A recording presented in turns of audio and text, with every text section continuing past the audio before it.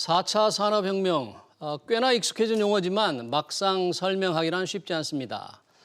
기존의 산업혁명보다 훨씬 빠르고 광범위한 변화를 가져오는 정도로 이해하고 있죠. 그 변화의 중심에는 데이터와 인공지능이 자리 잡고 있습니다. 일상생활을 송두리째 바꾸는 4차 산업혁명의 현주소 그리고 정부의 역할을 들어보겠습니다. 대통령 직속 4차 산업혁명위원회 위원장인 윤석노 위원장 나오셨습니다. 위원장님 어서 오십시오. 반갑습니다. 네, 고맙습니다. 자, 4차 산업혁명 워낙에 많은 사람들이 얘기하니까 네. 저도 조금 이해하는 듯하고 우리 시청자분들도 많이 알고는 있을 것 같은데 조금 이렇게 4차 산업혁명 위원장으로서 4차 산업혁명이 뭐다? 이렇게 좀 설명 좀 해주시겠습니까? 네, 일단은 4차니까 네 번째 산업혁명이고요. 산업적인 아주 거대한 변화다라고 이제 생각하시면 되겠습니다. 예. 그래서 1차 같은 경우에는 이제 18세기의 증기기관 기반의 기계화 혁명이었고요. 네. 이후에 이제 2차 산업혁명은 전기에너지 기반의 대량 생산 혁명이었다라고 생각하시면 되고요. 3차 산업혁명은 컴퓨터나 인터넷으로 아주 친숙해진 그런 기술적인 혁명이었다라고 생각하시면 되겠습니다. 예. 4차 산업혁명의 경우에는 이제 초지능 그리고 초연결성으로 대표되는 그러한 제2의 정보화 혁명이다라고 보실 수 있고요. 네. 그리고 이제 한국에서는 DNA라고 하는 키워드, 즉 데이터 네트워크 AI라고 하는 핵심 기술을 칭해서 많이 이제 생각을 하고 있습니다. 그러니까 우리가 이제 4차 산업혁명을 좀 알려면 초지능, 초연결 두 단어를 좀 알면 되겠네요. 그렇습니다. 네. 그러면 지금 나오신 우리 4차 산업혁명위원회, 뭐 혁명이란 들으니까 뭔가 획기적인 걸 바꾸는 기관인 것 같은데 이게 대통령 직속위원회라고 하는데 이게 어떤 곳입니까? 예, 그래서 이 워낙 신기술이고 파급력이 이제 있는 그런 상황입니다. 그래서 산업혁명이 이제 거듭될수록 주기는 짧아지고 그리고 영향력은 커지는 그런 양상입니다.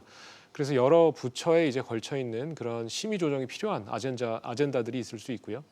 그리고 민간에서 이제 정부에게 건의하고 싶은 그런 것들도 많이 생길 수밖에 없고요. 그리고 민간 내에서도 이제 어떤 조정이 필요한 그런 경우가 있습니다. 네. 그래서 그런 이제 심의 조정과 뭐 갈등 조정 이런 역할을 하는 기구라고 보시면 되겠습니다. 네.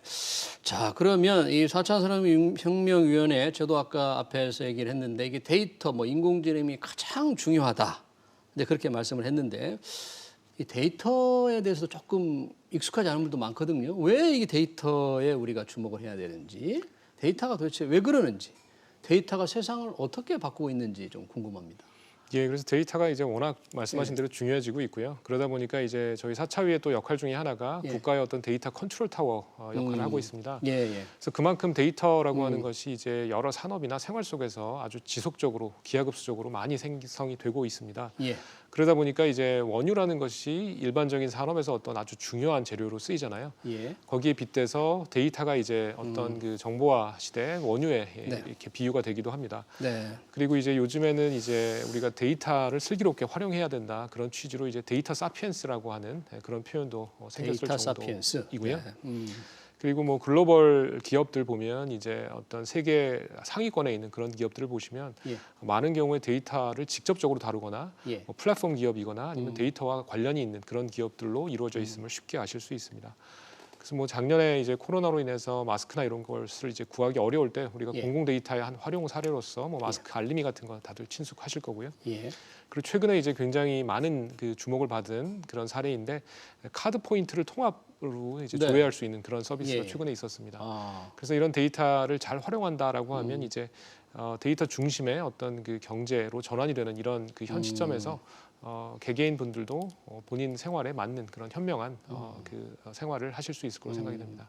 데이터를 잘 활용해야 이런 세계적인 기업이 될 수도 있고 세계적인 기업이 되는 건 반드시 데이터가 가장 중요한 것 같은데 그렇게 한데 이게 과연 내 생활에 어떤 영향을 미칠까? 데이터를 활용하면 내가 어떤 혜택을 받을까? 우리 시청자들이 좀 실생활에 좀 어떤 변화가 있을까? 이런 게 좀 궁금할 것 같아요. 예, 그래서 좀 넓게 생각해 보시면 이제 자신에게 맞는 그런 맞춤형 서비스 같은 것들이 굉장히 그 우리가 기다리고 있잖아요. 그런 것이 되면 굉장히 좋을 텐데 이제 그런 것들을 가능하게 하는 그 중요한 요소 중에 하나가 데이터라고 보시면 됩니다. 그래서 자신을 잘 이제 설명하고 있는 그것이 이제 데이터라고 볼 수 있고요. 그래서 최근에 이제 민간의 어떤 그 수요나 이런 것들을 모아서 정부에서 데이터 119 프로젝트라는 것을 시작을 했습니다. 데이터 119 프로젝트요? 네네. 그래서 그 안에 뭐 여러 가지가 있지만 몇 개 이제 응용 중심으로 설명을 드려보면 이제 실손보험 많이들 가입하고 계셨을 겁니다. 그렇습니다. 약 3,800만 명. 전 국민이 가입하는 맞습니다. 셈이죠. 네. 네. 그런데 이제 실제로 그것을 청구하는 것이 그렇게 아주 활발하지는 않은 상황인데요. 뭐 이유가 이제 여러 가지가 있을 수 있습니다. 금액이 너무 작거나 아니면 그것을 청구하기 위해서 병원에 가서 이제 서류를 받아야 되는데 다 팩스로 다 보내야 되고 그렇습니다. 그렇죠. 불편합니다. 굉장히 불편한 경우가 있기 때문에 그래서 아주 3,800만 명이라는 아주 많은 수의 국민이 가입해 계심에도 불구하고 청구가 이제 원활하지 않은 그런 상황이고요. 그런 것을 이제 좀 더 원활하게 그 실손보험을 자동으로 청구할 수 있는 그런 서비스들. 그리고 요즘 이제 뭐 다양한 경로로 새로운 이제 뭐 방법으로 소비를 이제 하고 계실 텐데 그런 이제 어떻게 보면 슬기로운 소비 생활이랄까요? 그런 것들을 이제 국민의 이제 경제 생활을 조금 더 슬기롭게 도와줄 수 있는 그런 서비스들도 있고요. 그리고 최근에 이제 뭐 해외 직구나 뭐 여러 가지로 이제 뭐 불편함을 겪으셨을 분들이 계십니다. 그러니까 위조, 뭐 불법 복제품 이런 것들로 인해서요. 그래서 그런 것들을 이제 데이터 기반으로 자동으로 걸러주는 이런 서비스들 외에 불법 복제를 못하게. 그렇습니다. 다양한 그런 서비스들이 가능합니다. 그럼 처음에 말씀하신 이 실손보험 같은 경우는 워낙 가입자가 많으니까 이 자동으로 청구하는 건 굉장히 편리할 것 같은데. 뭐 지금 진행이 되고 있습니까? 언제부터 가능한가요? 이미 이제 대형 병원 중심으로는 이미 시행이 되고 있고요. 그래서 이제 병원 이제 규모가 조금 더 이제 다양한 병원에도 이것이 확대가 될 예정이고요. 그래서 뭐 보건복지부나 금융위 이런 주관 부처 그리고 뭐 보험업계나 의료계 쪽하고도 이제 공감대를 형성하고 있고요. 그래서 뭐 착착 진행되고 있습니다. 큰 병원은 되지만 아직 전국 병원으로 이게 활성화되지는 못하고 있다는 무슨 장애물 같은 게 있습니까? 그걸 걸림돌이라는. 뭐 여러 가지 일단은 뭐 법적인 조금 개정이 필요한 그런 부분도 있고요. 그리고 이제 뭐 개인 정보의 어떤 유출에 대한 우려가 있을 수 있는데 그것은 이제 오해이시고요. 왜냐하면 뭐 의료기관에서 그 정보를 이제 팩스로 보내거나 오히려 출력을 해서 출력물로 제출할 때 오히려 개인정보 유출의 우려가 있고요. 새로운 정보를 이제 뭐 이렇게 유출한다는 것이 아니고 기존에 이제 이미 뭐 영수증이나 아니면 뭐 팩스로 전송되던 그런 정보를 이제 기관 대 기관으로 전송하기 때문에 보다 안전하다라고 볼 수가 있겠습니다. 그래서 그런 이제 일부의 오해나 우려 같은 것들도 있을 수 있겠죠. 그런 어느 기관들의 뭐 보험 회사들의 우려나 뭐 이런 것 같은데요. 그러면 4차 산업위원회에서 그런 걸 좀 풀어나갈 수 있는 어떤 법을 고치거나 뭐 이런 권한이 좀 있습니까? 그래서 사실 보험업계에서는 이제 적극 찬성하는 그런 상황이고요. 그래서 이제 물론 뭐 반대하는 그런 경우도 있을 수 있기 때문에 저희가 법안이나 아니면 여러 가지 법제적인 도움 이런 것들에 혹시 뭐 걸림돌이 없는지 저희가 면밀하게 다각도로 검토하고 있습니다. 그리고 요즘에 그 마이데이터 산업, 마이데이터 업자들을 금융감독원에서 뭐 인가를 했다 뭐 이런 뉴스가 좀 많이 나오고 있는데. 맞습니다. 이 마이데이터라는 게 저의 데이터잖아요. 제가 뭐 카드를 썼다든지 아니면 나의 건강 정보라든지. 근데 이걸 어떻게 산업화한다는 거죠? 왜 마이데이터 산업이라고 그러죠? 이거를? 그래서 말 그대로 이제 나의 데이터, 나의 데이터라는 뜻이고요. 이제 정보를 소유하고 있는 이제 개개인들이 정보를 모은 그런 기업이나 어떤 서비스 주체에게 그 데이터를 전송할 수 있는 그런 요구를 할 수 있습니다. 그러니까 본인이 직접 그 데이터를 전송을 받거나 아니면 제3자에게 그 데이터를 전송해 달라라고 요청할 수 있는 그런 권리가 되고요. 그로 인해서 이제 다양한 그러니까 본인을 위한 다양한 서비스, 정보 결합 이런 것들이 가능해집니다. 예를 들면 이제 뭐 금융 이제 쪽을 생각해 보시면 자산 관리 앱들이 있습니다. 뭐 토스나 뱅크샐러드 같은 거 많이 사용하고 계실 텐데요. 거기 보시면 이제 여러 기관에 있는 자신의 금융 정보들을 이제 한 곳에 모아서 보다 이제 슬기롭게 활용할 수 있는 그런 사례가 될 수 있음을 아실 수 있고요. 그리고 복지 쪽 같은 경우에도 이제 건강 정보 앱이나 뭐 이런 걸 통해서 이제 여러 건강 관리 뭐 병원이나 아니면 의원이나 뭐 약국 이런 데서 이제 본인이 이제 가지고 있는 그런 데이터들, 본인의 데이터 같은 것들을 이제 뭐 일목요연하게 전송받아서 활용할 수 있는 그런 길도 이제 열릴 수 있을 것으로 보고요. 그 외에도 뭐 이제 내비게이션을 이용해서 이제 모르는 길도 찾아가지만 이제 많은 사람들이 찾은 곳을 이용해서 뭐 맛집을 추천해 준다든지 그리고 교육적으로도 이제 학생들마다 진도가 조금씩 다를 수 있고 그리고 뭐 수강하는 분들마다 관심사가 다를 수 있는데 그런 것들을 이제 데이터 기반으로 인공지능과 접목해서 맞춤화된 그런 교육을 할 수도 있고요. 그리고 아까도 잠깐 사례가 나왔습니다만 뭐 카드 포인트나 아니면 뭐 휴면 포인트 이런 것들도 이제 보다 적극적으로 활용할 수 있도록 도와줄 수 있는 그런 길이 열리는 거죠.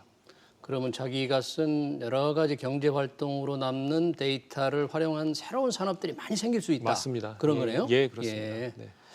그러면 그런 산업들이 새로 생기려면 어떤 이제 산업에는 그 법이 있고 규제가 있을 텐데 기존의 규제가 방금 말씀하신 뭐 그런 산업들의 새로운 창출이라든지 네. 그런 걸 좀 가로막는 법적 어떤 걸림돌이 되거나 제도적인 뭐 규제 장치가 되거나 그런 거로도 작용하고 있지 않습니까? 실제로 예, 그럴 수 어떻습니까? 있습니다. 예, 그래서 이제 규제가 개선되는, 규제가 혁신되거나 규제가 혁파되는 그런 속도보다 이제 새로운 기술이 나오는 속도가 훨씬 빠른 그런 양상이거든요.